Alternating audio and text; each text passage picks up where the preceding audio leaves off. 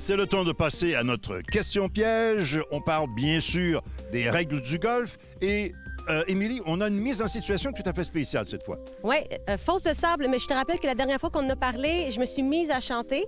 Je te jure, ça n'arrivera pas aujourd'hui. Mais pour revenir à la mise en situation, fosse de sable. Bon, vous êtes en partie par coup, vous devez réaliser un coup à partir de la fosse de sable. Après avoir réalisé le coup, la balle n'a pas bougé, hein? Vous vous reconnaissez jusqu'ici. Et là, par frustration, vous frappez 2 fois avec votre bâton dans la fosse de sable. Quelle est la décision? Est-ce A, il n'y a pas de pénalité? B, le joueur encourt une pénalité de 2 coups. Ou C, le joueur encourt une pénalité de 4 coups pour avoir touché le sable 2 fois. La réponse, après la pause.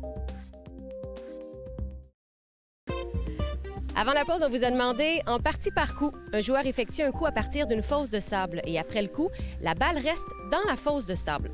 Par frustration, le joueur frappe le sable 2 fois avec son bâton. Quelle est la décision? Eh bien, la réponse est A. Pas de pénalité, Michel, parce que depuis 2019, modernisation des règles, on a retiré cette pénalité aussi par frustration. Le joueur touche le sable avec son bâton, il est pénalisé.